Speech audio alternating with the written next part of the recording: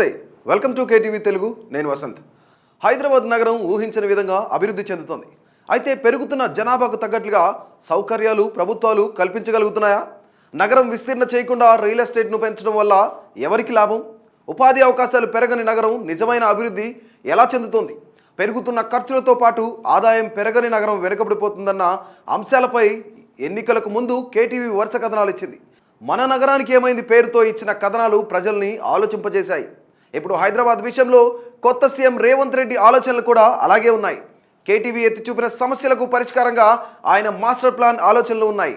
హైదరాబాద్ నగరం మొత్తం దేశంలోనే ప్రత్యేకమైనది. ఇక్కడున్నంత వాతావరణ అనుకూలత మాత్రమే కాదు, ఉద్యోగ ఉపాధి అవకాశాలు, నాణ్యమైన జీవనం దేశవ్యాప్తంగా ప్రజల్ని ఆకర్షిస్తోంది.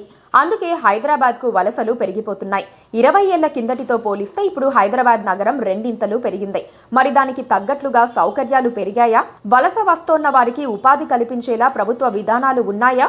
అందరికీ ఉండేందుకు గూడు కల్పించేలా పరిస్థితులు కల్పిస్తున్నారా అన్న దానిపై సందేహాలు ఉన్నాయి.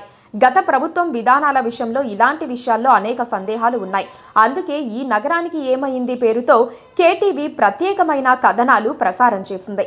కొత్త ముఖ్యమంత్రి రేవంత్ రెడ్డికి కూడా హైదరాబాద్ నగరంపై ఇలాంటి ఆందోళనలే ఉన్నాయి. ఇప్పుడు ఆయన వాటికి పరిష్కారం చూపే పొజిషన్లో ఉన్నారు కాబట్టి తన ఆలోచనలు అమలు చేసేందుకు రంగం సిద్ధం చేసుకున్నారు. హైదరాబాద్ నగరాన్ని అర్బన్, సెమీ అర్బన్, రూరల్ పేరిట 3 భాగాలుగా విభజన చేసి అభివృద్ధి పరంగా మరింత ముందుకు తీసుకెళ్లాలని ఆయన నిర్ణయించుకున్నారు.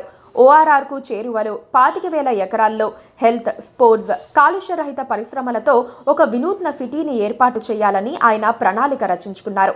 విజన్ 2050 తెలంగాణను సర్వతోముఖాభివృద్ధి దిశగా నడిపించేందుకు మాస్టర్ ప్లాన్కు రూపకల్పన చేసుకుంటున్నట్లుగా ప్రకటించారు. గత 30 ఏళ్లలో రాజకీయాలు ఎలా ఉన్నా హైదరాబాద్ నగర అభివృద్ధి కొనసాగుతోంది. గత ప్రభుత్వం చేపట్టిన పనులు అని అడ్డగోలుగా వాటిని ఆపేయకుండా అభివృద్ధిని కొనసాగించారు. తెలంగాణ ప్రాంత నేతలు తెలంగాణ అభివృద్ధి విషయంలో రాజకీయాల జోలికి పెద్దగా వెళ్లలేదు. ప్రతిష్టాత్మకమైన ప్రాజెక్టులు రద్దు చేయలేదు. అందుకే హైదరాబాద్ నగరం పెట్టుబడులకు అనువైన ప్రాంతంగా మారింది. రేవంత్ రెడ్డి కూడా అదే బాటలో పయనిస్తున్నారు. హైదరాబాద్ నగర అభివృద్ధికి గత ప్రభుత్వాలు తీసుకున్న నిర్ణయాలను కొనసాగిస్తూనే మరింత ఉన్నతంగా నగరాన్ని అభివృద్ధి చేసేందుకు చర్యలు తీసుకునేందుకు సిద్ధమయ్యారు. రేవంత్ రెడ్డి ఈ విషయంలో ఏమాత్రం బేషజాలకు పోవటం లేదు. చంద్రబాబు, వైఎస్, కేసీఆర్ ఇలా అందరి ఆలోచనలను గౌరవించి ప్రస్తుత హైదరాబాద్కు అవసరమైన అభివృద్ధి ప్రణాళికలను సిద్ధం చేయాలని రేవంత్ రెడ్డి అనుకుంటున్నారు. రేవంత్ రెడ్డికి హైదరాబాద్ అభివృద్ధిపై ప్రత్యేకమైన ఆలోచనలు ఉన్నాయని అధికారం చేపట్టిన మొదట్లోనే స్పష్టమైంది. మురికి కాలువగా మారిన మూసీ నదిని ఆయన మాటలతో కాకుండా చేతలతో అభివృద్ధి చేయాలని నిర్ణయించుకున్నారు.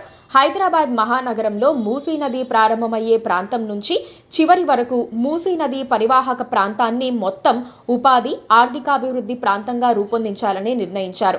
తొలి బడ్జెట్లోనే ఇందుకోసం 1,000 కోట్ల రూపాయలను కేటాయించారు. Musi river front development corporation ద్వారా మూసీ పరివాహక ప్రాంతాన్ని పర్యాటకులను ఆకర్షించే విధంగా సెల్ఫ్ ఫైనాన్స్ ప్రాజెక్టుగా తీర్చిదిద్దనున్నారు. మూసీ నది వెంట బ్రిడ్జిలు, కమర్షియల్, షాపింగ్ కాంప్లెక్స్లు, అమ్యూజ్మెంట్ పార్కులు, హాకర్ జోన్లు, పాత్వేలను ప్రభుత్వ, ప్రైవేటు భాగస్వామ్యం విధానంలో నిర్మించే విధంగా సమగ్ర ప్రణాళికలు సిద్ధం చేసుకుంటున్నారు. హైదరాబాద్ సిటీ జనాభా దాదాపుగా 1 కోటి మందికి చేరువవుతున్నారు.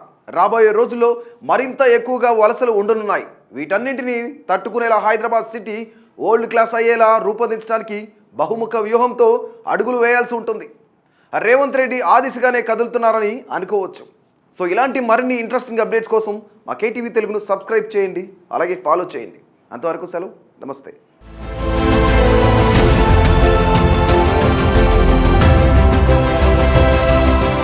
Please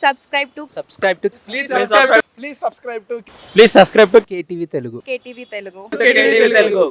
Telugu. KTV Telugu channel.